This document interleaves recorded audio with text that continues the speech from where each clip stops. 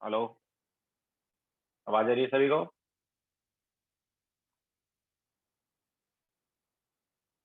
Okay, so good morning to all. So lecture start करते हैं। 117।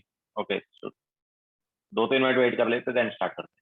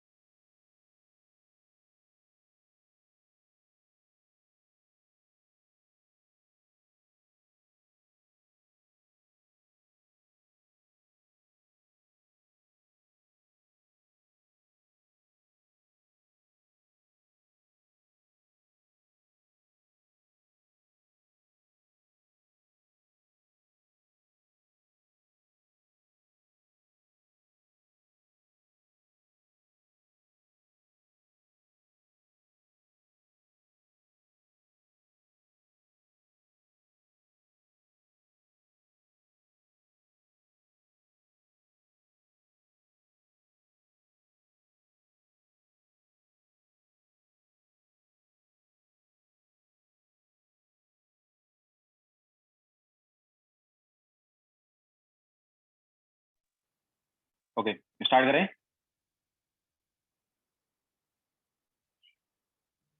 तो लास्ट लेक्चर में हमने आई थिंक या सॉलिड एंड लिक्विड का Q W delta U delta H वगैरह कैसे निकालते हो बता दिया था। फ्री एक्सपेंशन वगैरह भी बता दिया हमने। ओके, सो अब हम स्टार्ट करेंगे थर्मोकेमिस्ट्री।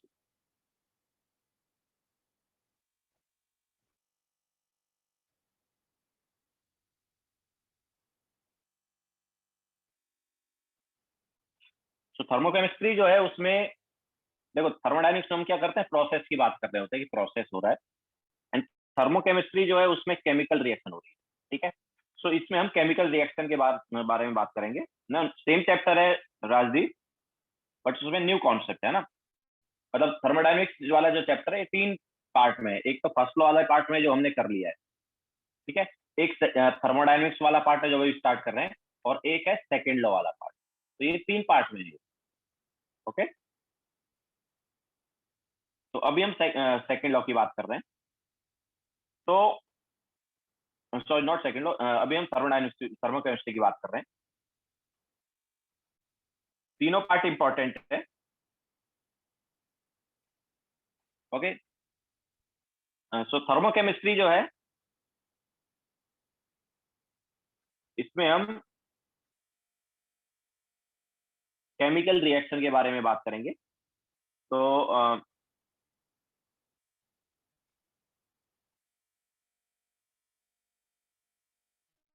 एनर्जी एक्सचेंज, एनर्जी या हीट हीट की बात कर लेते हैं डायरेक्ट। हीट एक्सचेंज इन केमिकल रिएक्शन।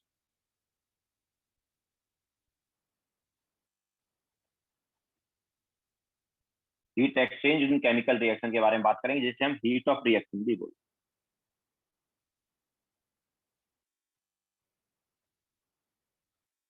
ठीक है, सो हीट ऑफ रिएक्शन के बारे में हम यहाँ पर बात करने वाले हैं। अब एक्चुअली हीट ऑफ रिएक्शन दो टाइप की रहेगी, देखो।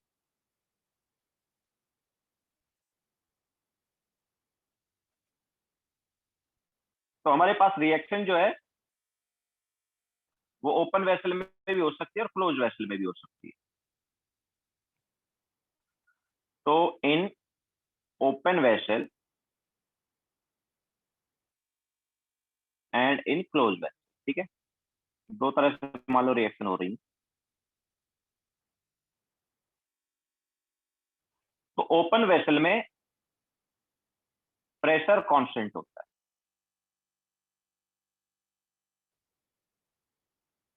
ओपन वेसल जो है उसमें प्रेशर कांस्टेंट रहता है, और क्लोज वेसल जो है उसमें वॉल्यूम कांस्टेंट होता है।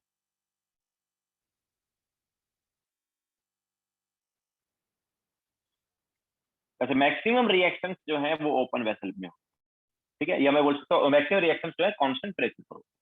Okay, so maximum reactions constant pressure पर हो रही होती है।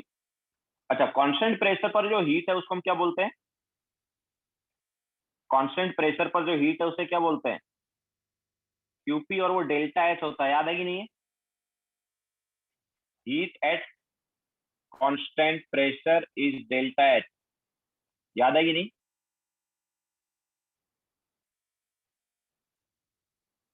Heat at constant pressure is delta H बताया ना हमने। तो मैक्सिमम टाइम जो है रिएक्शंस जो है कांस्टेंट प्रेशर पर होंगी। दैट्स व्हाई हम हीट ऑफ रिएक्शन को डेल्टा एच मतलब एंथैल्पी ऑफ रिएक्शन भी बोलते हैं, ठीक है। तो हीट और एंथैल्पी एक ही बात होगी अभी thermochemistry.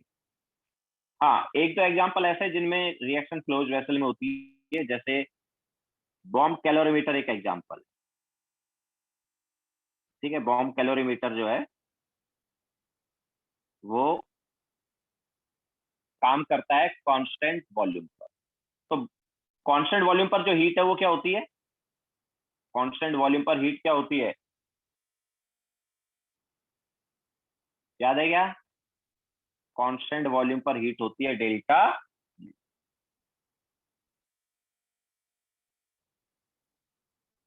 Yes Bhavya, first page है। तो कांस्टेंट वॉल्यूम पर जो हीट है वो होती है डेल्टा। ओके, तो हमारे पास दो टाइप की यहाँ पर हीट रहेगी, हीट ऑफ रिएक्शन। एक होगी डेल्टा एच और एक होगी डेल्टा यू। डेल्टा एच कब होगी हीट? जब हमारे पास कांस्टेंट प्रेशर, और मैक्सिमम रिएक्शन हम क्या बोल रहे हैं, कांस्टेंट प्रेशर पर ही हो रही है। तो कांस्टेंट प्रेशर पर जो हीट है वो डेल्टा एच है, और कांस्टेंट वॉल्यूम पर जो हीट है वो डेल्टा यू है। बॉम्ब कैलोरीमीटर जो है आगे हम बताएंगे क्या होता है, ठीक है। तो बॉम्ब कैलोरीमीटर जो है वो कांस्टेंट वॉल्यूम पर काम करता है, अभी बस ये देख लो। तो उसमें जो हीट होगा वो डेल्टा यू होगा। हो गया सबका?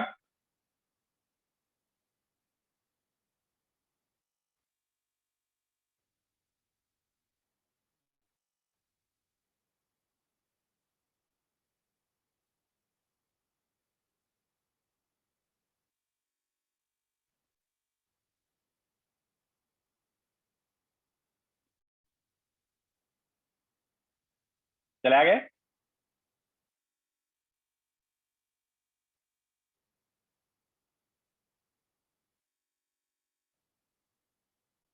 नाउ जैसा हम बता रहे हैं कि मैक्सिमम टाइम रिएक्शन जो है कांस्टेंट प्रेशर पर होती हैं। तो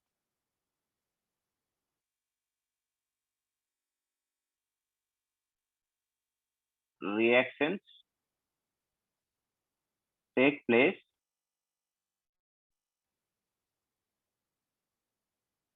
at constant pressure generally.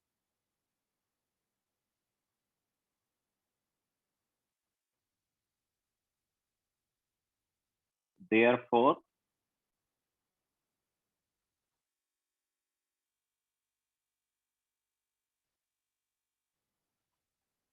heat of reaction is taken as delta H maximum time, ठीक है। इसलिए हम डेल्टा एच जो है उसी को मेनली क्या लेते हैं, हीट ऑफ रिएक्शन। नाउ देखो, delta H is equal to delta U plus N R delta T, ये किसके लिए था? ये किसके लिए था डेल्टा एच और डेल्टा यू में रिलेशन? ये था फॉर थर्मोडायनेमिक प्रोसेस। जो हम प्रोसेस पढ़ते थे वहां पर ये होता था। ठीक है, प्रोसेस में क्या, नंबर ऑफ मोल्स कांस्टेंट होते हैं बट टेम्परेचर चेंज हो सकता है। ओके, लेकिन रिएक्शन जो है वो कांस्टेंट टेम्परेचर पर होती है बट उसमें नंबर ऑफ मोल्स चेंज हो जाते हैं। ठीक है, तो but for chemical reaction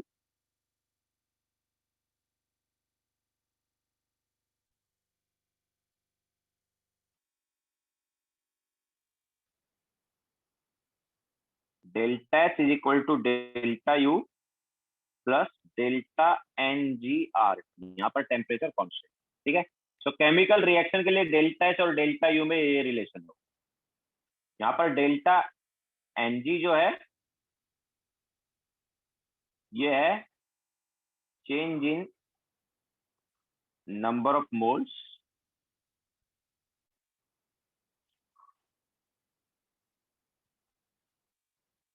of gaseous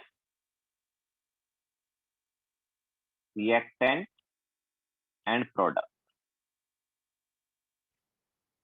reactant and product में गैस के कितने मोल्स चेंज हुए, ये होता है यहाँ पर डेल्टा एन। तो हमारे पास जब कोई रिएक्शन हो रही होती है तो number of moles of gas change हो जाते हैं। दैट्स व्हाई यहाँ पर डेल मतलब नंबर ऑफ मोल्स, अब देखो प्रोसेस में तो क्या नंबर ऑफ मोल्स फिक्स होते हैं, वो चेंज होते ही नहीं है, हमें सभी रहते, बट टेम्परेचर चेंज होता है। तो वहां पर बेसिकली क्या था, डेल्टा ऑफ एनआरटी था ना, डेल्टा ऑफ एनआरटी था तो एन और आर उसमें क्या आ गया, प्रोसेस के लिए कांस्टेंट आ गया, इसलिए टेम्परेचर के आगे डेल्टा टी, मतलब टेम्परेचर के आगे डेल्टा लगा है। लेकिन केमिकल रिएक्शन के लिए क्या होता है, टेम्परेचर और आर कांस्टेंट होगा, चेंज क्या होगा, नंबर ऑफ मोल्स होगा, इसलिए वहां पर डेल्टा जो है वो एन के आगे लगा। सो डेल्टा एन जी जो है वो क्या है, delta N G change in number of moles of gaseous reactant and product. ठीक है, निकालते कैसे वो भी हम बता देंगे, पहले ये लिखो। तो कोई भी केमिकल रिएक्शन हो रही है तो उसका हम डेल्टा एन जी निकाल सकते हैं।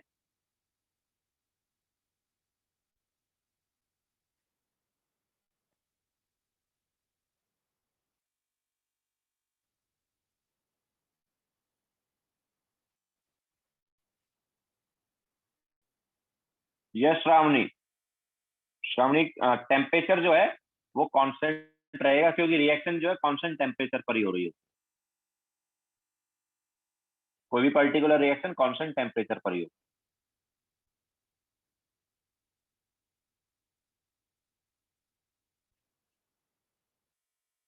चले आगे।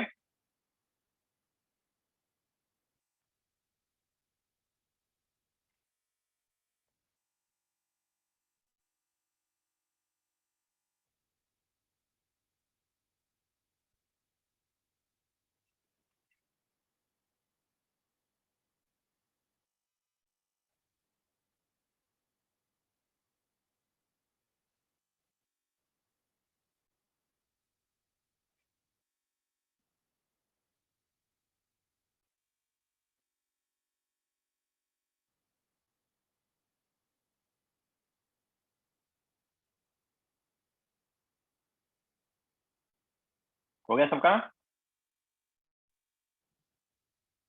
Now so delta N G जो है इट इज, मतलब कैसे निकालेंगे इसको, it is sum of stoichiometric coefficient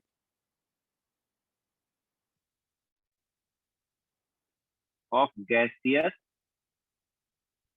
product minus sum of stoichiometric coefficient of gaseous reactant. तो प्रोडक्ट में कितने गैस के हैं उनका स्टोइचियोमेट्रिक कोएफिशिएंट का सम कर दो, माइनस रिएक्टेंट में कितने गैस के हैं उनके स्टोइचियोमेट्रिक कोएफिशिएंट का सम कर दो। ठीक है, एग्जांपल ले लेते हैं, देखो N2 plus 3H2 gives twice NH3। ये रिएक्शन के लिए डेल्टा Ng क्या होगा? तो प्रोडक्ट साइड कितना है हमारे पास, देखो गैस कौन सा है, NH3 प्रोडक्ट साइड, और उसका स्टोइचियोमेट्रिक कोएफिशिएंट 2 है। रिएक्टेंट साइड देखो N2 भी गैस है, H2 भी गैस है, दोनों गैस है ना, तो दोनों के स्टोइचियोमेट्रिक कोएफिशिएंट का सम करके माइनस करना है। तो नाइट्रोजन का 1, हाइड्रोजन का 3, तो ये क्या आया भाई, ये आ गया माइनस। तो delta H and delta U में क्या रिलेशन होगा, delta H is equal to delta U plus delta N G R T था ना, तो डेल्टा एन जी की वैल्यू हो गई -2, तो -2R। समझ आया कि नहीं आया? इसी टाइप से carbon solid plus O2 gas give CO2 gas, इसका डेल्टा एन जी क्या होगा बताओ? प्रोडक्ट साइड कितना है गैस का, प्रोडक्ट साइड कितना है,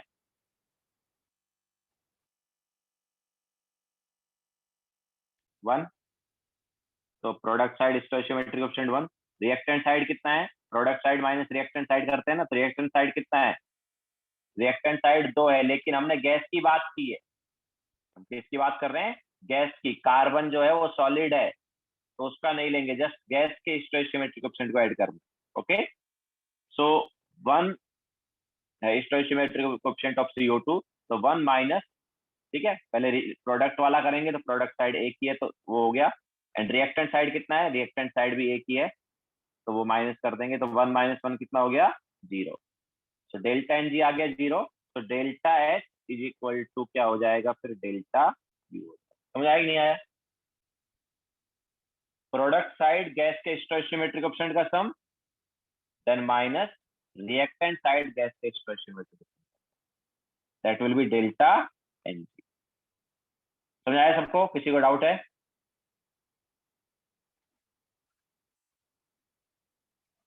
अगर गैस में रिएक्टेंट सॉरी अगर रिएक्शन में गैसेस रिएक्टेंट प्रोडक्ट नहीं, तो ऑब्वियसली अगर नहीं हो तो 0 ही हो जाएगा फिर, तो डेल्टा एन।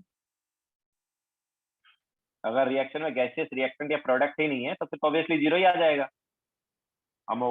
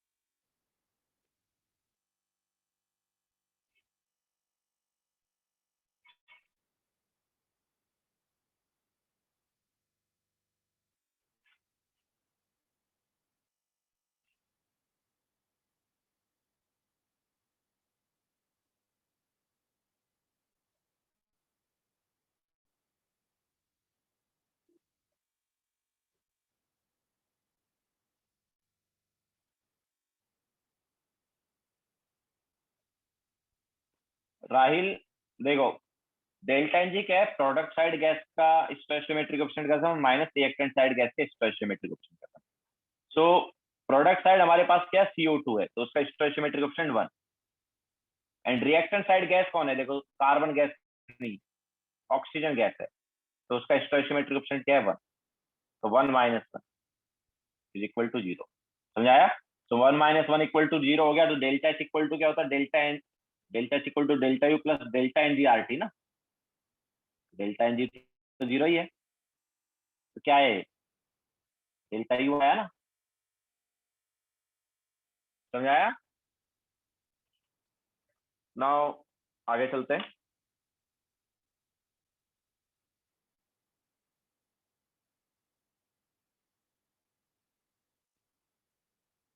ऑब्वियसली यार, ये एग्जांपल लिया हमने।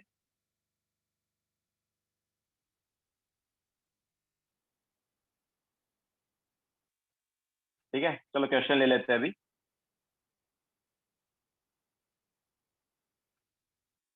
तो फाउंडेशन बिल्डर ऑब्जेक्टिव,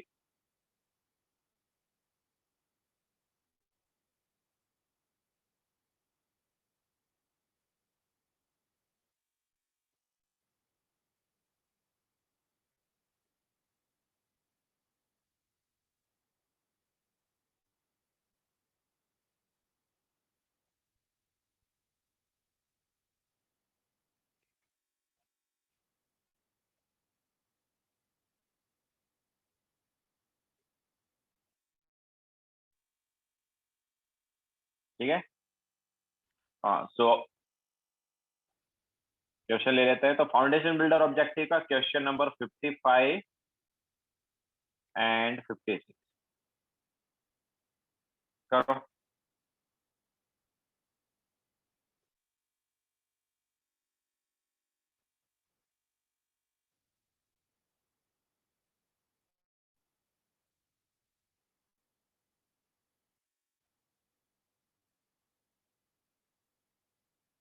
ग्रुप पर होगी ना, बुकलेट सेंड की होगी किसी ने भी ग्रुप पर।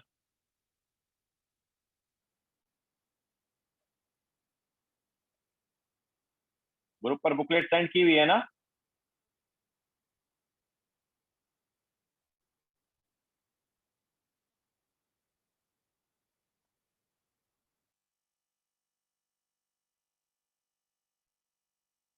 ओके ठीक है, तो कर देता हूँ फिर से।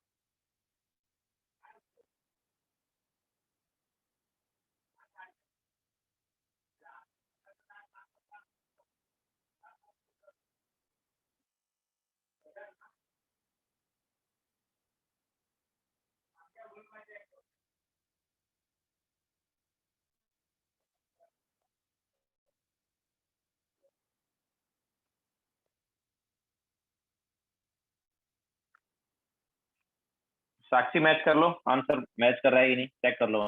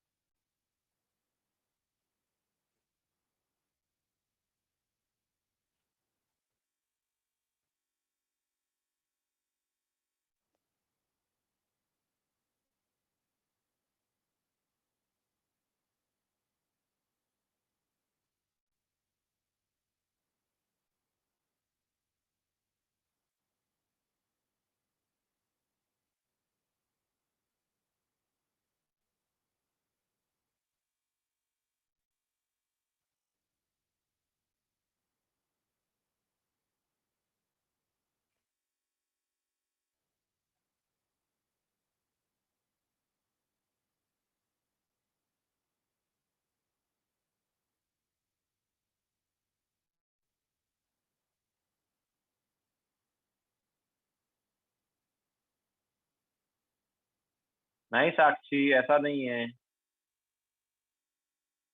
डेल्टा यू जीरो कब होता था? जब टेम्परेचर कांस्टेंट होता है। बट वो हमारे पास रिएक्शन के लिए नहीं था। मतलब यहाँ पर डेल्टा यू तुम्हें नहीं निकालना, तुम्हें क्या निकालना है? डेल्टा एक्स निकालना है। डेल्टा यू और डेल्टा एक्स जो है वो हीट एट कांस्टेंट प्रेशर और हीट एट कांस्टेंट वॉल्यूम होता है। तो वो तुम्हें दिया नहीं है। Heat at constant pressure, heat at constant volume नहीं दिया तुम्हें।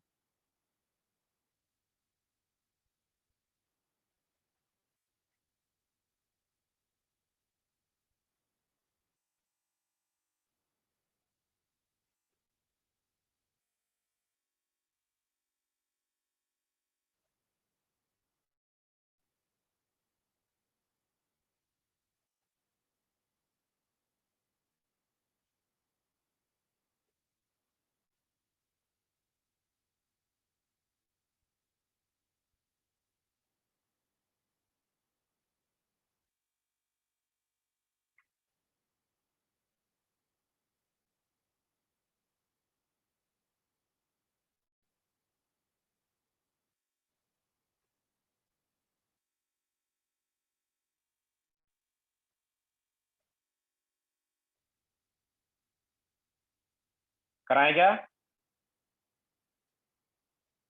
आए किसी का आंसर?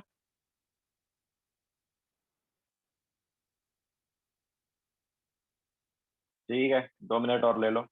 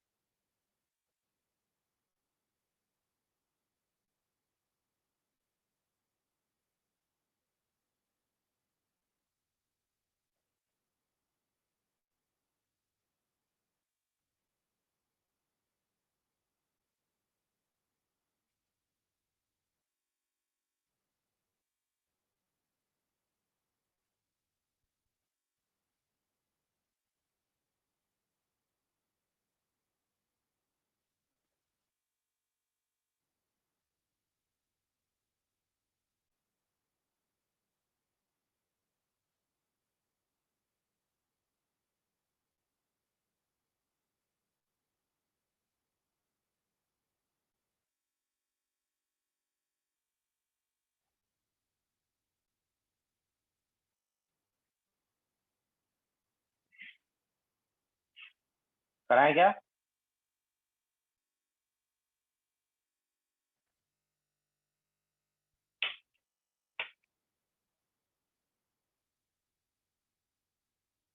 तो देखो क्वेश्चन नंबर 55 है,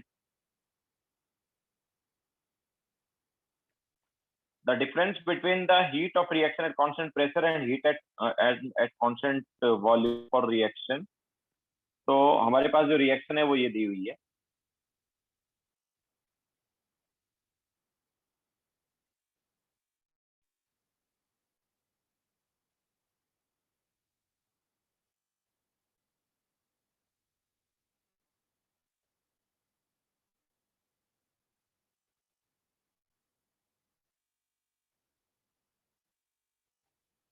तो इस रिएक्शन का डेल्टा एन जी क्या है?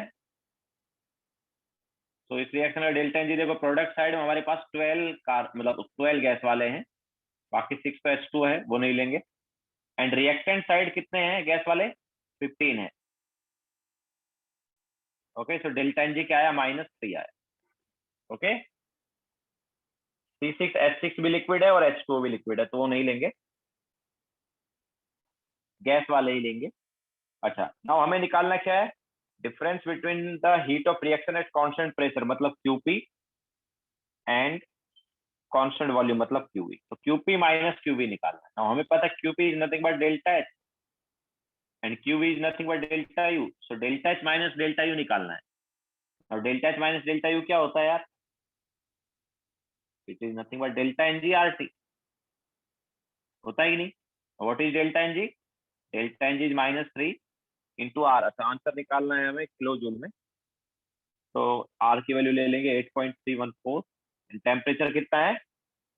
टेम्परेचर इज 25 डिग्री मतलब 298 केल्विन। तो ये आंसर आएगा जूल में। किलो जूल के लिए क्या करोगे? Divide by 1000।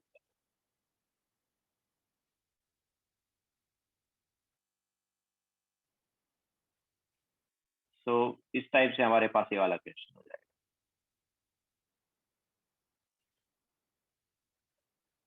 ओके,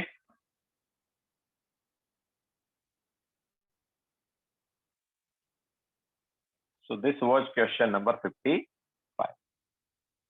हमें heat at constant pressure and constant volume का डिफरेंस निकालना था, मतलब QP माइनस QV या delta H minus delta U। तो delta H minus delta U is nothing but delta NG/RT and delta NG हमें पता ही है इसका। Okay, now question number 56।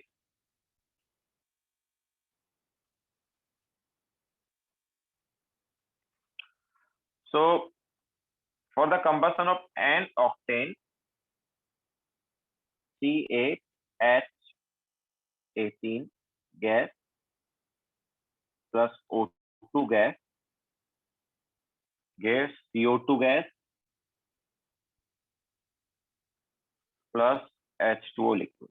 ये रिएक्शन है एंड इसका हमें डेल्टा एच और डेल्टा यू या डेल्टा ई के बीच का रिलेशन बताना है। अच्छा, ये रिएक्शन बैलेंस नहीं, तो सबसे पहले तो बैलेंस करेंगे। तो कार्बन 8 है लेफ्ट हैंड साइड में, तो राइट हैंड साइड में भी 8 आना चाहिए।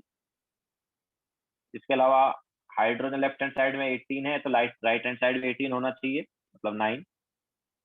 अब ऑक्सीजन बैलेंस करेंगे तो राइट हैंड साइड कितने ऑक्सीजन हो गए? देखो 16 प्लस 9 25 हो गए ना right hand side. Right hand side 25 हो गए, तो लेफ्ट हैंड साइड क्या आना चाहिए? 25/2 आना चाहिए। ठीक है, तो ये हमारे पास बैलेंस हो गई reaction. Now delta N G क्या है? तो delta N G product side कितना है? देखो गैस का 8 है, प्रोडक्ट साइड 8 है एंड रिएक्टेंट साइड गैस का कितना है? 1 प्लस 25/2। तो ये कितना आया? This is nothing but 7 minus 25/2। ये हम बोल सकते हैं 14, ये हो गया -11/2 या -5.5। सो डेल्टा एन जी आ गया। Now delta H is equal to delta U plus delta N G R T मतलब -5.5 इंटू आर की वैल्यू 8.314 इंटू टेम्परेचर कितना है? 298 कैलोरी। ठीक है, तो ये हमारे पास delta H and delta U में रिलेशन आया। लेकिन देखो C8H8 लिक्विड नहीं है राहिल, ब्रैकेट में देखो गैस है, ब्रैकेट में गैस लिखा हुआ है, G लिखा हुआ है एंड डिवाइड बाय। अच्छा, यहाँ पर देखो ये किलो जूल में चाहिए, तो ऑब्वियसली किलो जूल में ये वाला पार्ट कब आएगा? जो डिवाइड बाय क्या कर देंगे? 1000 कर देंगे। ठीक है, तो डिवाइड बाय 1000 भी कर दिया। तो यहाँ से हम देख सकते हैं कौन सा ऑप्शन करेक्ट है। ए ऑप्शन जो है वो करेक्ट। ठीक है,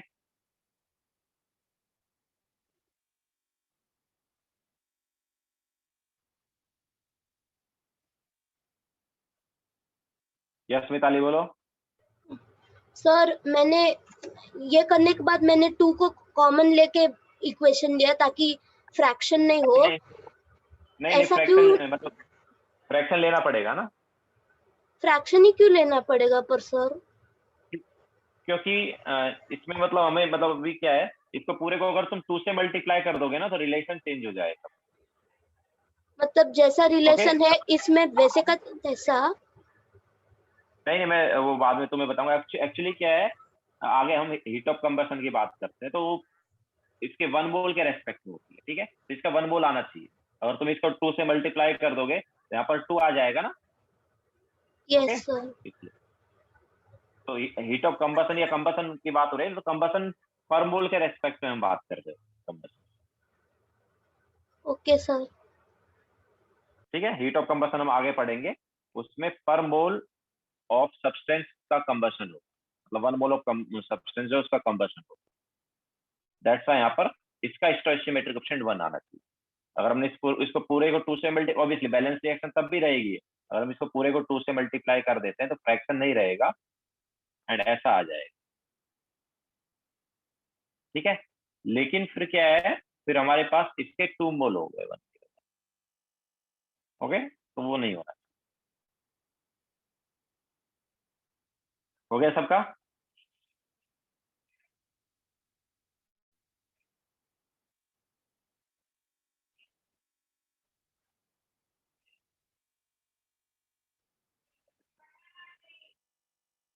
टेम्परेचर 298 क्यों लिया? क्वेश्चन में दिया ना यार 25 डिग्री।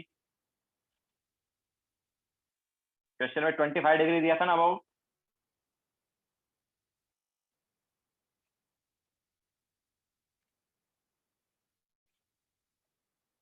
नितिन दिखाया ना 55 वाला यार।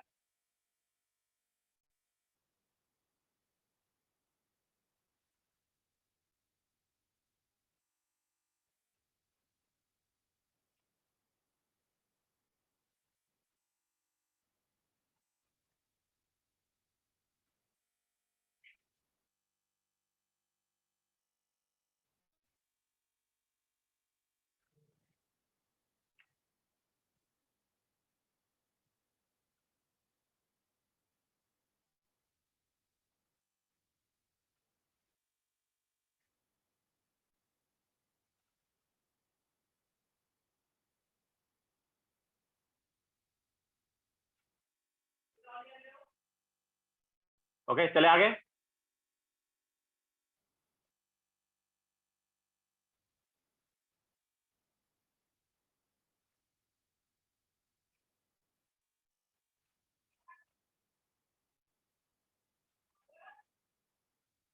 नाउ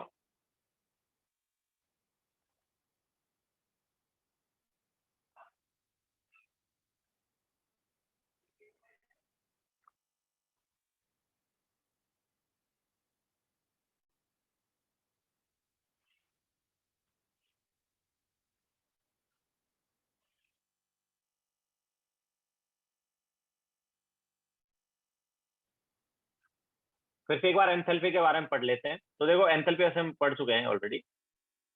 एंथैल्पी जो है, ये क्या होता था, H equal to U plus PV, है ना। एंड ये हमारे पास स्टेट फंक्शन है।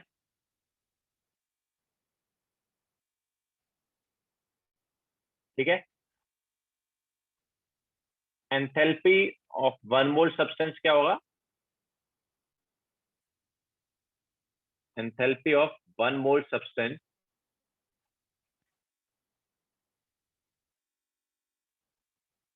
इज कॉल्ड, क्या बोलेंगे उसे बताओ? Molar enthalpy.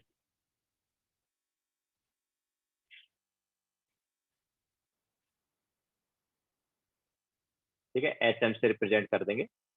तो enthalpy of one mole substance को क्या बोलेंगे, मोलार एंथैल्पी। इसके अलावा ये हम ऑलरेडी बता चुके हैं कि यार एच की वैल्यू नहीं निकाल सकते बट डेल्टा एच की निकाल सकते हैं ना। तो exact value of H can not be determined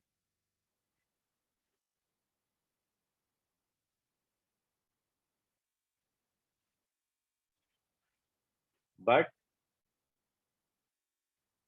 change in enthalpy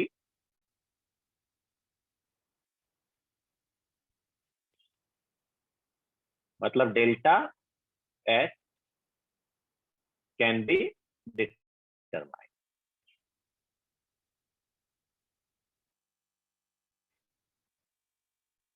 ठीक है, एग्जाम्पल फिर से ले लेते हैं कि कैसे कैसे डिटरमाइन कर लेंगे। तो एच डिटरमाइन नहीं कर सकते बट डेल्टा एच कर सकते हैं। लिखो पहले।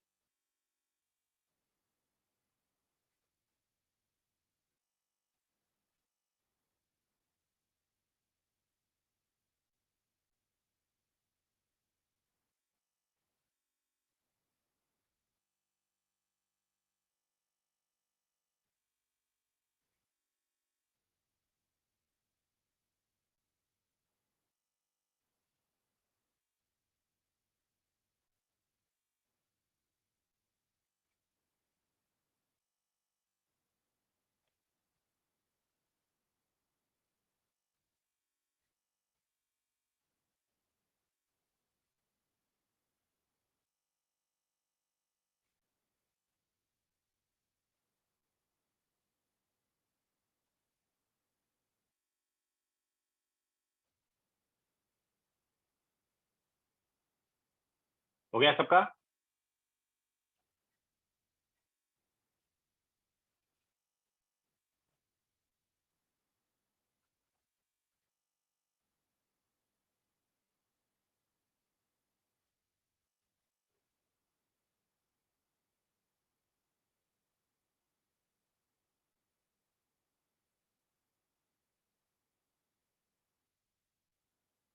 नहीं श्रावणी, ऐसा नहीं है, ऐसा नहीं है। ये हमारे पास इंटरनल एनर्जी और एच का, इंटरनल एनर्जी और एच ये जो सब जो है इनका नहीं निकाल सकते क्योंकि इंटरनल एनर्जी में बहुत सारी पोटेंशियल एनर्जी आती थी। दैट्स व्हाई हम वो नहीं निकाल पाते। एंड एच हम क्यों नहीं निकाल पाते? बिकॉज एच में ऑब्वियसली यू आ रहा है। तो अगर यू नहीं निकाल सकते तो एच कैसे निकालेंगे? ठीक है, ऐसा था। ऐसा नहीं कि सभी का नहीं निकाल। नाउ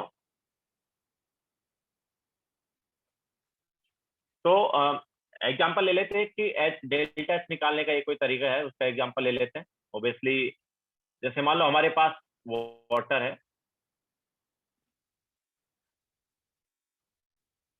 18 ग्राम वाटर है, 25 डिग्री सेल्सियस पर है and pressure is 1 atm। Now हमने क्या किया, इसको हीट किया, इसको हीट दिया कुछ एंड अभी भी 18 ग्राम ही ऑब्वियस, लेकिन इसका टेम्परेचर हो गया 50 डिग्री एंड प्रेशर अभी भी 1 atm है। तो पहले इसका मोलार एंथैल्पी हम बोल रहे हैं HM1 था मान लो, और बाद में हो गया HM2। सो ना तो हमें HM1 की वैल्यू पता है, ना ही हमें HM2 की वैल्यू पता है, ठीक है। हमें दोनों मोलार एंथैल्पी की वैल्यू नहीं पता है, लेकिन हमें डेल्टा एच पता है। कैसे पता है यार? ऑब्वियसली डेल्टा एच क्या होगा, delta H is HM2 minus HM1। But ये कैसे पता है? तो हम यहाँ पर साफ साफ देख सकते हैं यार कि ये रिएक्शन जो है, सॉरी ये जो हो रहा है, ये कांस्टेंट प्रेशर पर हो रहा है। ओके, सो कांस्टेंट प्रेशर पर हम हीट दे रहे हैं इसको। सो कांस्टेंट प्रेशर पर heat is nothing but QP।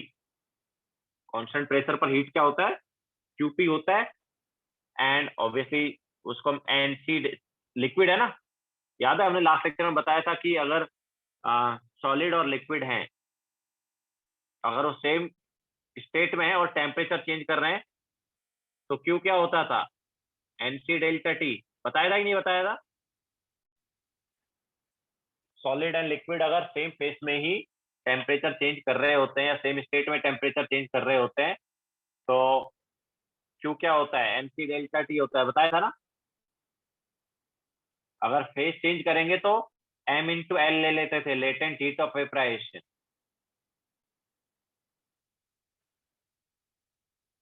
ठीक है, तो अब यहाँ पर क्या है कि ये वैल्यू हमें पता है, NC डेल्टा T जो है वो हमें पता है। तो कैसे पता है? तो N है नंबर ऑफ मोल्स जो कि 1 हो गए, C होता है 18 कैलोरी। ओके, वाटर का C क्या होता है? 18 calorie into delta T। What is delta T? याद रखना, C is 18 calorie per mole. Water का C क्या है? 18 कैलोरी पर मोल। हाँ, तो डेल्टा T क्या है? Delta T is 15 minus, sorry 50 minus 25। कितना आया? 25 आ गया ना। तो कितना आ गया ये वैल्यू?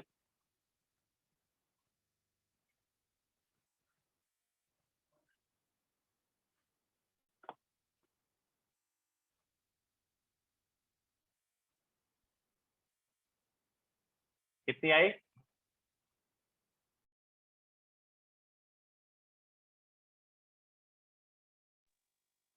450 ना। ओके, सो 450 हमारे पास आंसर आ गया।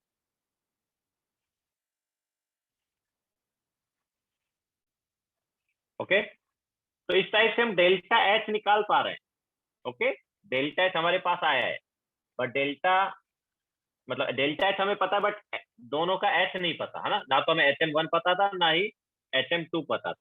दोनों मोलार एंथैल्पी नहीं पता थी, but change in molar enthalpy हमें पता है।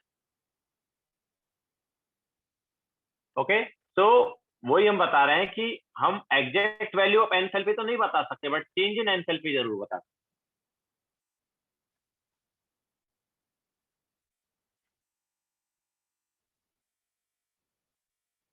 यूनिट ऑब्वियसली होगा ना यार। यूनिट क्या होगा?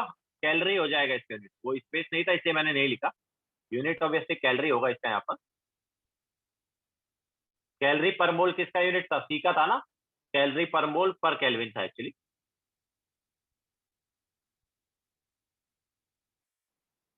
तो इसका यूनिट जो है कैलोरी पर मोल पर केल्विन, किसका यूनिट था? सी का था। तो इसका यूनिट क्या हो जाएगा? 450 किस में आएगा? 450 कैलोरी में आ जाएगा।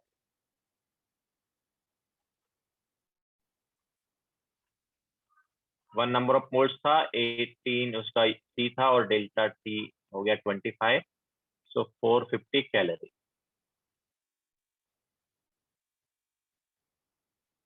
ओके,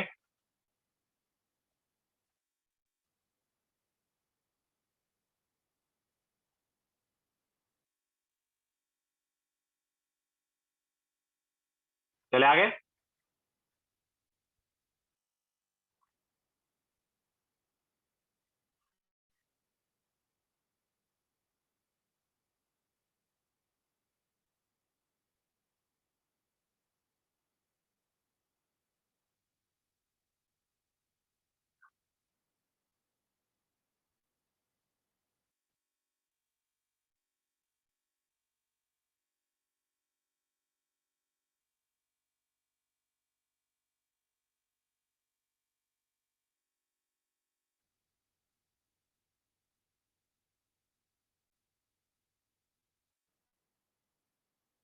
सी को 1 नहीं लिया आर्यन, नंबर ऑफ पोल्स 1 है यार, 18 ग्राम है ना। सी की वैल्यू तो 18 दी हुई है ना, लेफ्ट साइड में देखो। सी की वैल्यू 18 है and is number of moles जो कि 1 है, 18 ग्राम ना। 18 ग्राम मीन्स 1 मोल।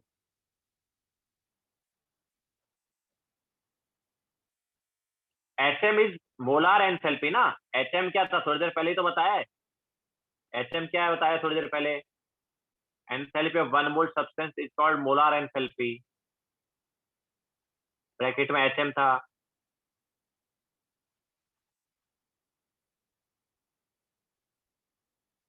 तो पहले उसकी मोलार एंथैल्पी HM1 थी, बाद में मोलार एंथैल्पी HM2 हो गई।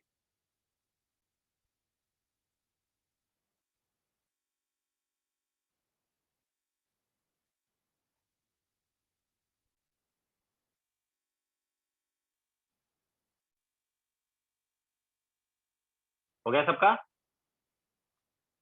नाउ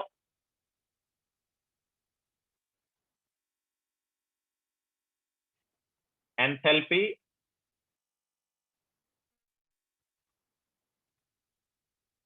एट स्टैंडर्ड कंडीशन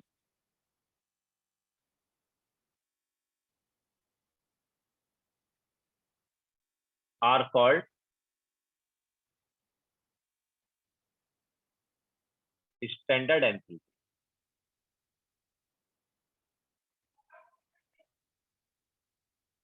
ठीक है, इसे हम H0 से रिप्रेजेंट करते हैं। तो enthalpy at standard condition is called standard enthalpy H0। तो स्टैंडर्ड कंडीशंस क्या है? तो standard conditions are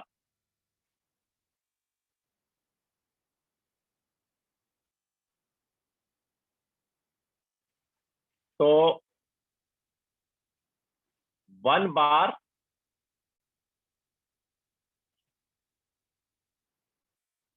partial pressure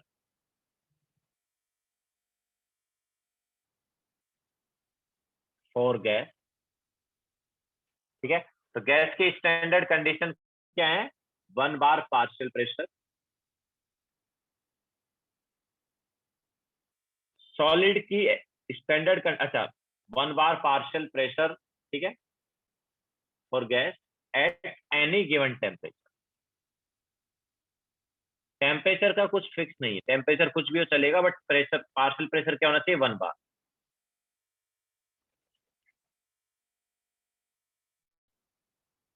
तो ये हमारे पास हुआ गैस का standard condition.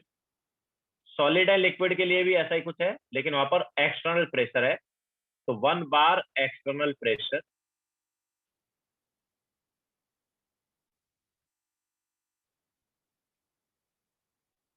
Eight any given temperature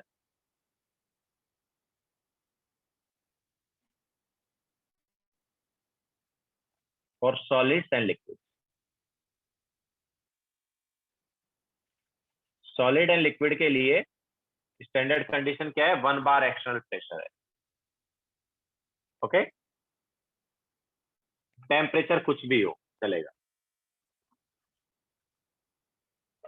and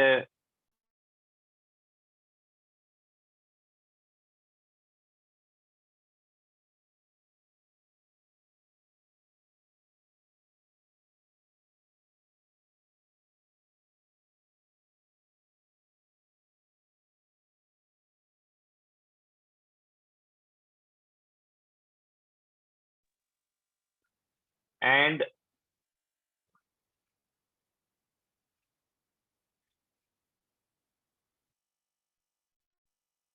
aqueous solution जो है उसके लिए 1 मोलाल कॉन्सेंट्रेशन जो है 1 मोलाल मतलब मोलैलिटी 1 होना चाहिए, ठीक है।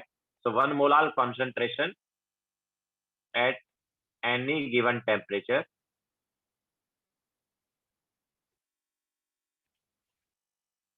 For aqueous solution. Aqueous solution जो है उसका कॉन्सेंट्रेशन जो है वो 1 मोलाल होना चाहिए, मतलब मोलैलिटी जो है वो 1 होनी चाहिए।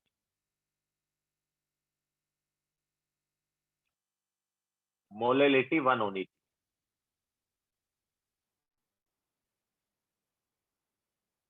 तो ये हमारे पास solid, liquid, gas and aqueous solution का स्टैंडर्ड कंडीशन हो गया।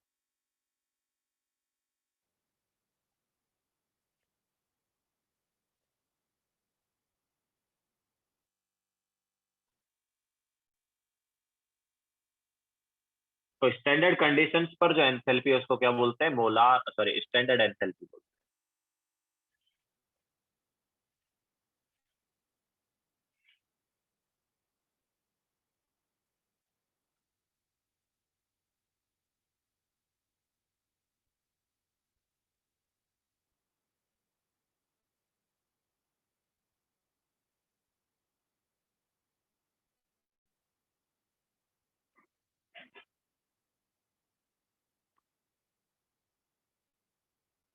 देख लिया सबने?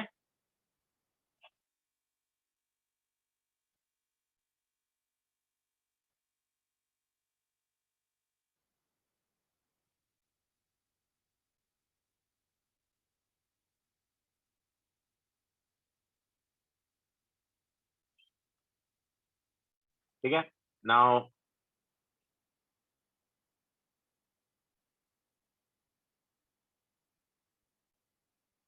नेक्स्ट हेडिंग डालो, एंथैल्पी ऑफ फॉर्मेशन।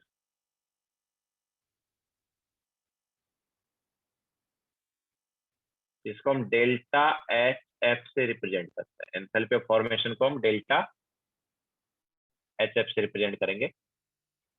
तो क्या होता है ये? तो ये होता है एंथैल्पी चेंज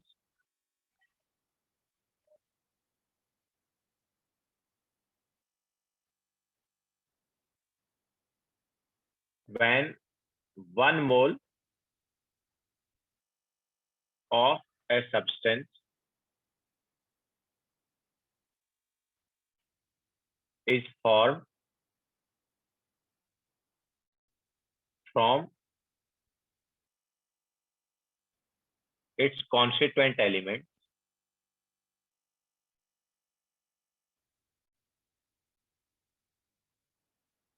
स्पेलिंग देख लेना, फ्रॉम its constituent element।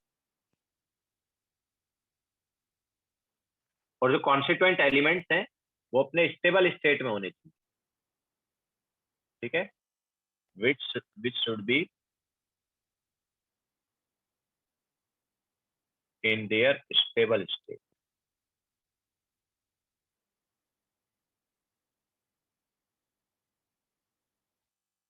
तो enthalpy change when 1 mole of a substance is formed from its constituent element is called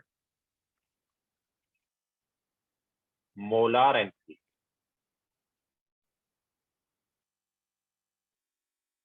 ठीक है।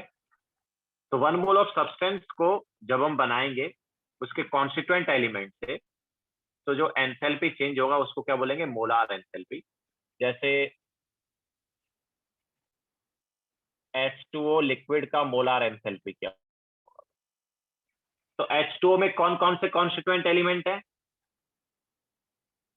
H2O में कौन कौन से कॉन्स्टिट्यूएंट एलिमेंट है? हाइड्रोजन एंड ऑक्सीजन, ठीक है। तो हाइड्रोजन का स्टेट कौन सा होता है, किस फॉर्म में एग्जिस्ट करता है? वो H2 फॉर्म में। एंड ऑक्सीजन किस फॉर्म में एग्जिस्ट करता है? O2 फॉर्म में। तो H2 प्लस O2। लेकिन देखो 1 मोल बनना चाहिए, मतलब इसका 1 मोल बनना चाहिए। अब इसका 1 मोल कब बनेगा? जब H2 का लेंगे 1 और O2 का लेंगे हाफ, ठीक है। सो ये जो रिएक्शन है इसका एंथैल्पी चेंज जो है ये हो गया enthalpy of formation of H2O liquid. अगर तुम्हें enthalpy of formation of H2O gas देखना है तो वो भी ऐसे ही हो जाएगा। तो वहां पर क्या बनना चाहिए, H2O गैस बनना चाहिए। H2O गैस का 1 मोल कैसे बनेगा, तो constituent element hydrogen and oxygen, obviously दोनों गैसेस फॉर्म में होते हैं H2 एंड O2। तो H2O का 1 मोल तभी बन सकता है जब हाफ मोल ऑफ O2 लेंगे, ठीक है। तो इस रिएक्शन का जो एंथैल्पी चेंज है that will B enthalpy of formation of H2O gas. यहाँ पर गैस बनता है H2O गैस, ठीक है। तो इस टाइप से हमारे पास एंथैल्पी ऑफ फॉर्मेशन के लिए क्या करेंगे, 1 मोल बनाएंगे। किससे बनाएंगे, कॉन्स्टिट्यूएंट एलिमेंट से बनाएंगे। और कॉन्स्टिट्यूएंट एलिमेंट जो है किसमें होने चाहिए, स्टेबल स्टेट में होने चाहिए। मतलब जिस फॉर्म में वो एलिमेंट एग्जिस्ट करते हैं वही फॉर्म लिखना है।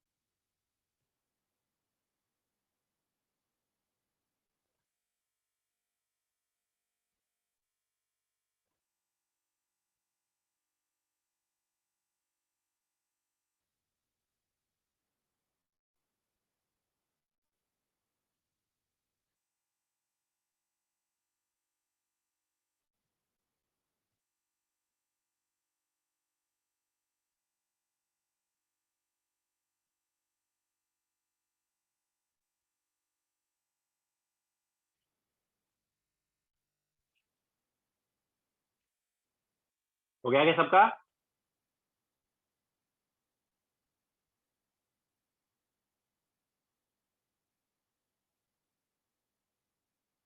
फॉर्म्ड है वो, वैष्णवी फॉर्म्ड है वो। 1 mole of a substance is formed from its constituent element, ठीक है। नाउ तो इसी टाइप से और एग्जांपल देखते हैं। देखो, तो 1 मोल बनना चाहिए।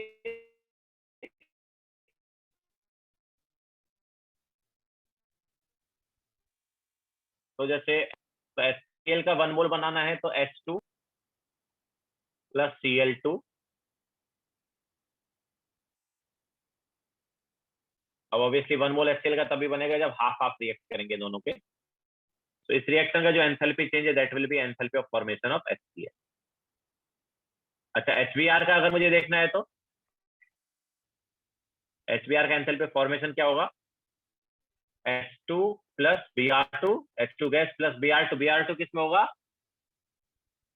Br2 गैस नहीं, ब्रोमीन जो है वो लिक्विड फॉर्म में एग्जिस्ट करता है, तो Br2 लिक्विड। ओके, तो half H2 gas plus half Br2 liquid will give HBr gas. तो इस रिएक्शन का जो एंथैल्पी चेंज है that will enthalpy of HBr, ठीक है।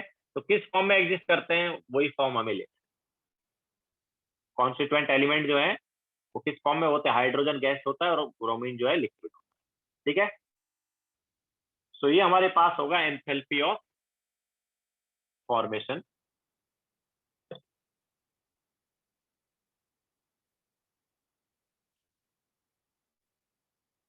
Now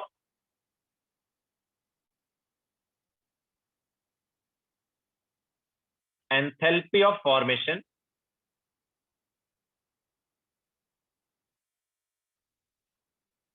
of element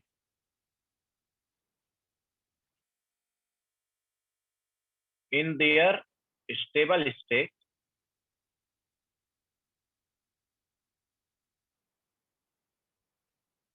is taken as 0।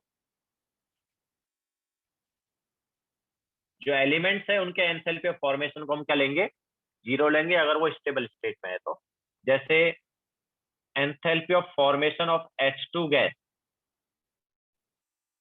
will be taken as 0। enthalpy of formation of Cl2 gas will be taken as 0। enthalpy of formation of O2 gas will be taken as 0। enthalpy of formation of Br2 gas will not be taken as 0। क्यों, क्योंकि bromine किस form में exist करता है, bromine जो है वो liquid form में एग्जिस्ट करता है, लिक्विड है तो उसका एंथैल्पी ऑफ फॉर्मेशन क्या लेंगे, जीरो लेंगे। Br2 गैस जो उसका एंथैल्पी ऑफ फॉर्मेशन जीरो नहीं, Br2 लिक्विड होगा तो उसका एंथैल्पी ऑफ फॉर्मेशन जीरो होगा।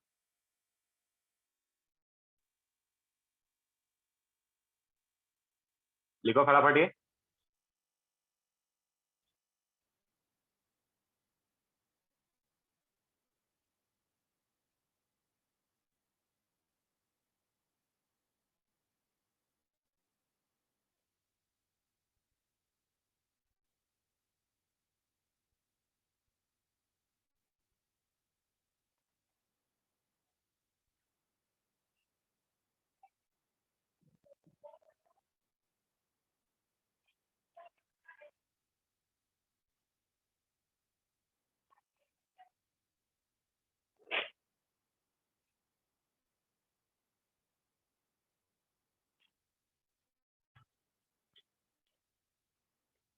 नहीं मिताली, सबके लिए एप्लीकेबल है ना, कोई भी रिएक्शन है उसमें, मतलब क्या कौन सा पार्ट बोल रहे हो तो?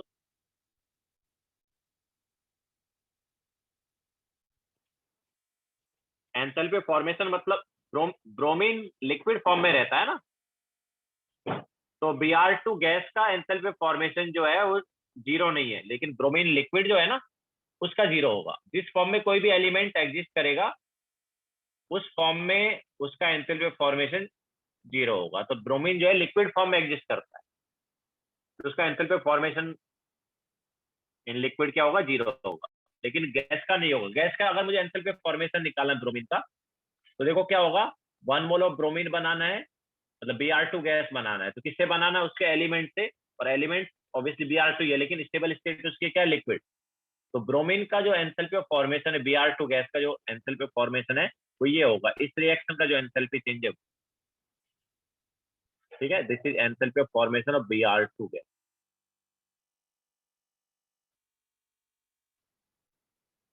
ठीक है।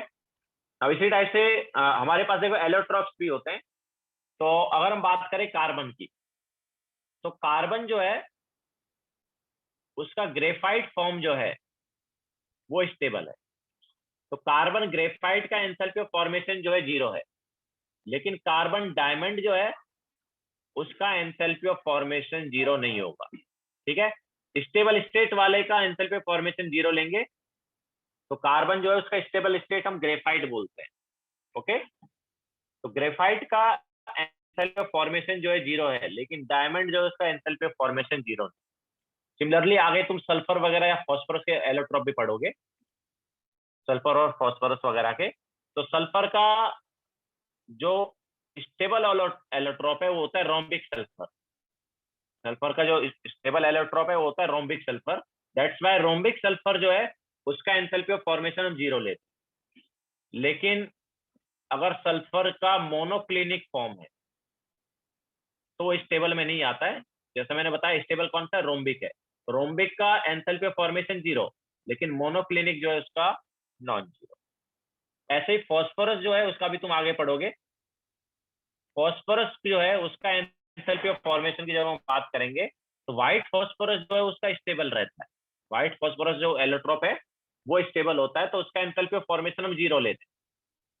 लेकिन ब्लैक फॉस्फोरस जो होता है वो स्टेबल नहीं होता, इसलिए उसका एंथैल्पी ऑफ फॉर्मेशन हम नॉन जीरो लेते हैं।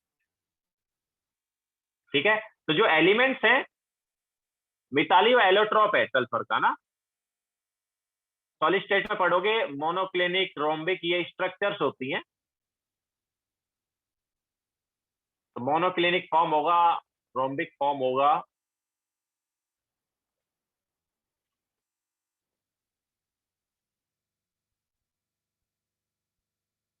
ओके, सो कार्बन का ग्रेफाइट इज स्टेबल, सल्फर का रोम्बिक इज स्टेबल, फॉस्फोरस का white is stable. Yes Rahil, ये याद रखना है। ये जो हमने बताया ये याद रखना। मतलब कार्बन का कौन सा होता है, कार्बन का ग्रेफाइट होता है, सल्फर का रोम्बिक होता है, फॉस्फोरस का व्हाइट होता है। ये तीनों चीजें याद रखना। सो डायमंड का इसलिए नहीं है क्योंकि मैंने बोला स्टेबल वाले जो है उनका जीरो होगा। तो कार्बन जो है वो डायमंड फॉर्म में एग्जिस्ट नहीं करता है, कार्बन जो है ग्रेफाइट फॉर्म में, मतलब उस बोलते हैं कि एग्जिस्ट करेगा। कार्बन ग्रेफाइट से डायमंड कन्वर्ट करने के लिए बहुत ज्यादा हीट रिक्वायर्ड होगी। अर्थ अर्थ के नीचे मिलता है ना, क्योंकि वहां पर बहुत ज्यादा टेम्परेचर है, इसके अंदर मिलता है ना, काफी अंदर मिलता है डायमंड वगैरह। वहां पर क्या, ग्रेफाइट जो है डायमंड में कन्वर्ट हो चुका होता है।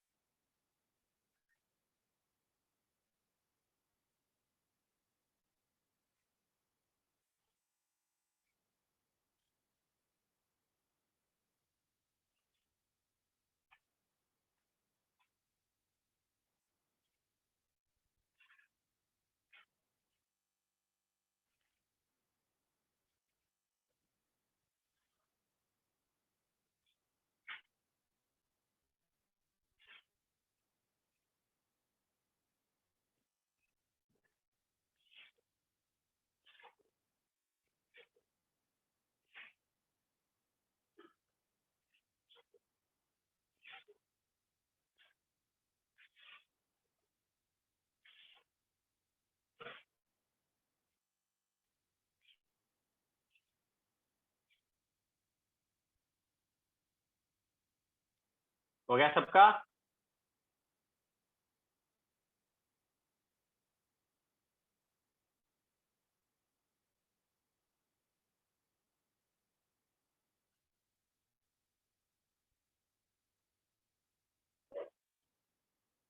नाउ अगर हमें एंथैल्पी ऑफ फॉर्मेशन का डेटा पता है तो उसको यूज करके एंथैल्पी ऑफ रिएक्शन निकाल सकते हैं। सो डेल्टा एच रिएक्शन मतलब enthalpy of reaction using delta H formation. Okay, so delta H reaction, R action मतलब रिएक्शन, कैन बी डिटरमाइंड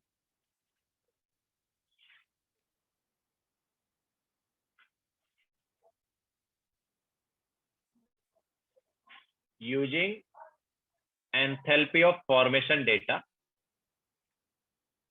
तो कैसे करेंगे देखो, तो delta H of reaction is equal to summation of stoichiometric coefficient into enthalpy of formation, किसका, product का।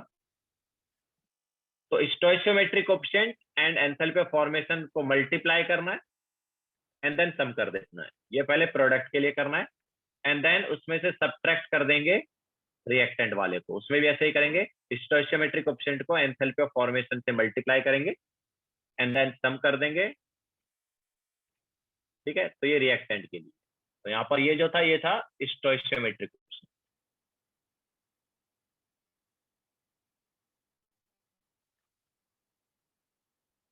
तो ये वाला जो है, ये अप्लाई करके हम क्या निकाल सकते हैं, एंथैल्पी ऑफ रिएक्शन निकाल सकते हैं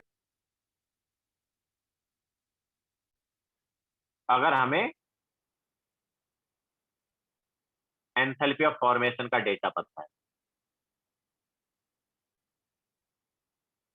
एंथैल्पी ऑफ फॉर्मेशन डेटा पता है तो एंथैल्पी ऑफ रिएक्शन निकाला जाता है। यह शुभ, ठीक है, ये स्टोइशियोमेट्रिक कोएफिशिएंट है हमारे पास जिससे हम मल्टीप्लाई करेंगे।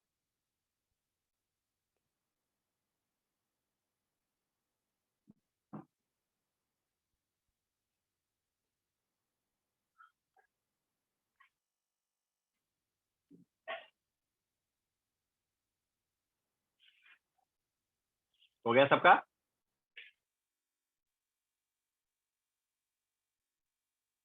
रोहन, दैट इज न्यू आई है ना, न्यू आई। स्टोइशियोमेट्रिक कोएफिशिएंट को न्यू आई लिख रहे हैं, न्यू आई।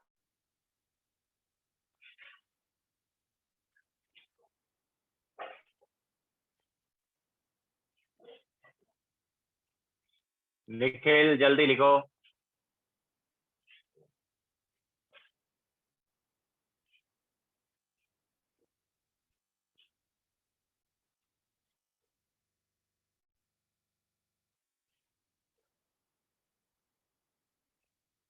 ठीक है, नाउ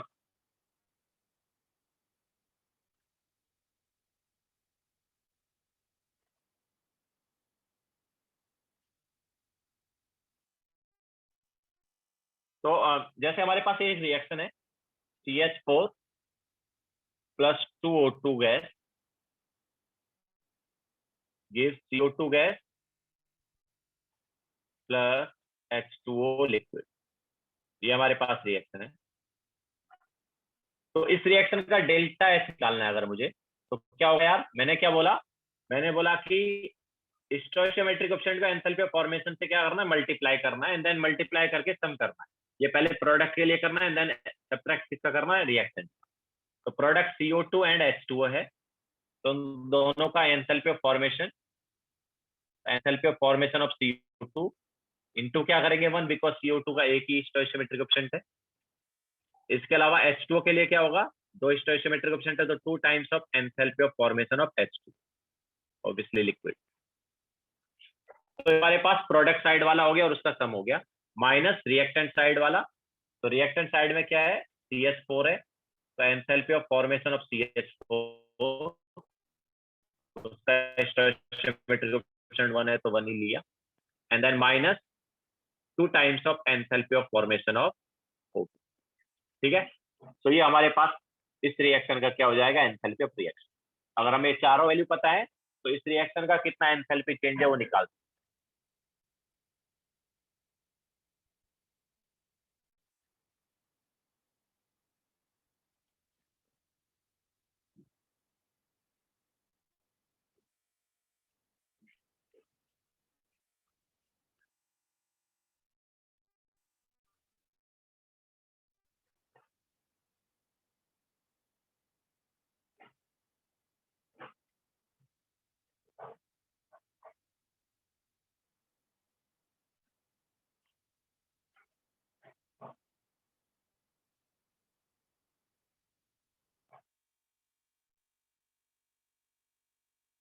ठीक है, तो नाउ एक क्वेश्चन ले लेते हैं, उसके बाद छोड़ देंगे।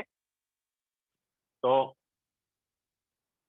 फाउंडेशन बिल्डर ऑब्जेक्टिव का क्वेश्चन नंबर 64,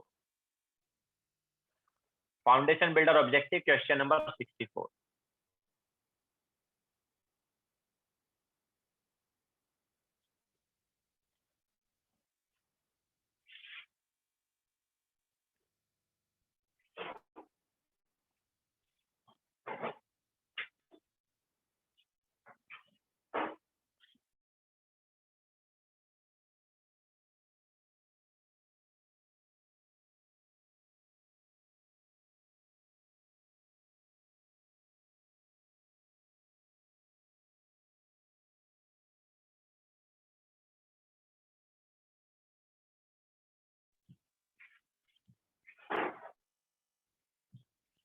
नितिन लास्ट वाला स्लाइड ही है ना भाई, ये इससे भी पिछले वाला दिखाना है क्या?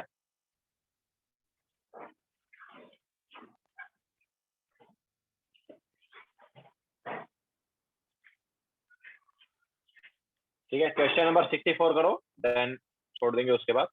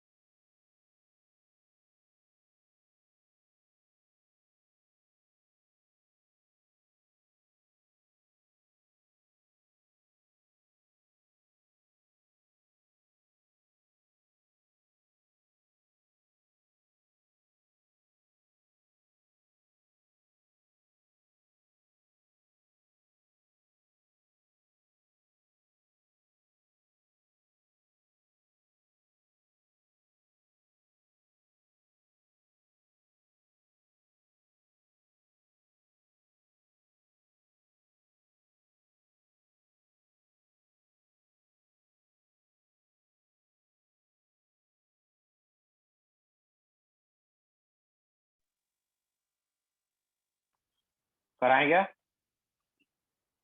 यश शुभ, एनसीईआरटी से भी एक बार पढ़ लो। चलो करा देते हैं। देखो, इन द रिएक्शन, हमें रिएक्शन क्या दिया? CH2 liquid plus CO2 gas gives CO2 gas plus twice SO2 gas. इस रिएक्शन का हमें डेल्टा एच दिया है -265 किलो कैलोरी। इसके अलावा enthalpy of formation of CO2 and SO2 are both negative and in the ratio 4:3। तो उनका just तुम क्या ले लो, वैल्यू ले लो, अपने आप आंसर नेगेटिव ही आ जाएगा उनका। तो enthalpy of formation of CO2 जो है उसको हम 4x ले लेते हैं and enthalpy of formation of SO2 को हम 3x ले लेते हैं। ठीक है। इसके अलावा enthalpy of formation of CS2 हमें कितना दिया है? It is given as 26 kilo calorie per mole obviously. तो अब देखो इस पूरी रिएक्शन का डेल्टा एच क्या होगा? तो delta H of reaction is equal to product side का obviously CO2 plus 2 times of enthalpy of formation of SO2। इसके अलावा रिएक्टेंट साइड क्या है? CH2, so enthalpy of formation of CH2। इसके अलावा -3 times of enthalpy of formation of O2। अब देखो O2 gaseous form में है ना, तो एलिमेंट हो गया ना यार। O2 क्या हो गया? एलिमेंट हुआ कि नहीं हुआ? और एलिमेंट का एंथैल्पी ऑफ फॉर्मेशन क्या होता है? 0। तो O2 का एंथैल्पी ऑफ फॉर्मेशन क्या लेंगे? 0 लेंगे। बाकी का वैल्यू सब्स्टिट्यूट कर देते हैं। तो -265 is equal to enthalpy of formation of CO2 is 4x plus 2 times of enthalpy of formation of SO2 मतलब 3x minus enthalpy of formation of CH2 मतलब कितना दिया CH2 का? 26। तो यहां से 10x इज इक्वल टू क्या आ गया? -239। तो x की वैल्यू आ गई -23.9। तो x -23.9 हो गया। हमें क्या निकालना है? हमें निकालना है enthalpy of formation of SO2, that will B 3x। So 3 into x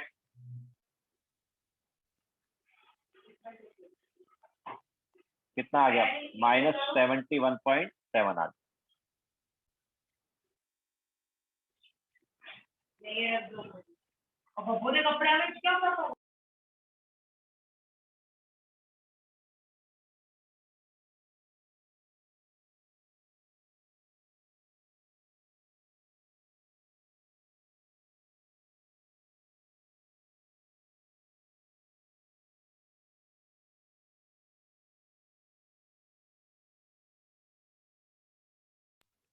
-71.7 आ गया। ठीक है। तो आज का लेक्चर यही। अच्छा होमवर्क नोट कर लो।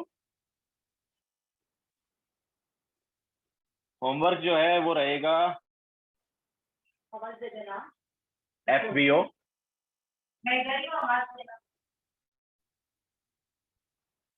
FBO का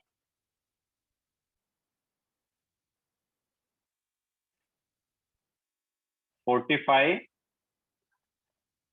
एक मिनट रुको, इधर नहीं, नेक्स्ट पेज पे लिख लेते हैं।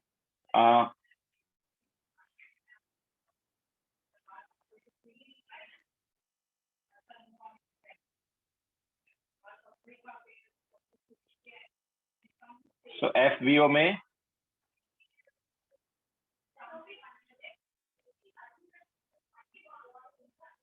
45,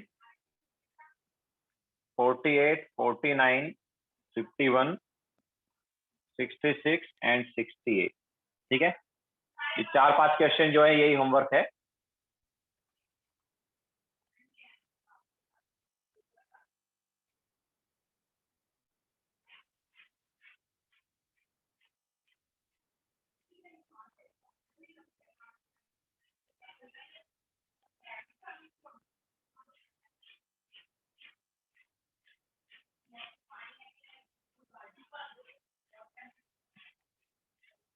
तो देखो क्या था इसमें, इस रिएक्शन का हमें डेल्टा एच दिया हुआ है -265, ठीक है ना। इस रिएक्शन का डेल्टा एच क्या होगा, इन दोनों का एंथैल्पी ऑफ फॉर्मेशन माइनस इन दोनों का एंथैल्पी ऑफ फॉर्मेशन। तो CO2 का एंथैल्पी ऑफ फॉर्मेशन इंटू 1 किया बिकॉज स्टोइचोमेट्रिक कोएफिशिएंट 1 है, SO2 का एंथैल्पी ऑफ फॉर्मेशन इंटू 2 किया बिकॉज स्टोइचोमेट्रिक कोएफिशिएंट 2 है, देन माइनस CS2 का enthalpy of formation and then minus 3 times of O2 का एंथैल्पी ऑफ फॉर्मेशन। अब enthalpy of formation of O2 जो है 0 क्यों लिया, क्योंकि एलिमेंट है और एलिमेंट का हमने पहले ही बताया कि हमें 0 लेना होता है, ठीक है।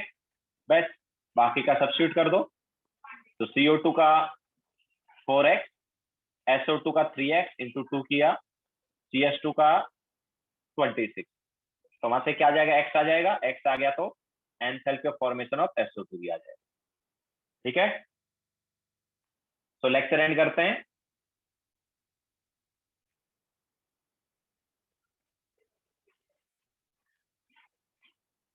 ठीक है, रिकॉर्डिंग वगैरह सेंड कर देंगे ग्रुप पर।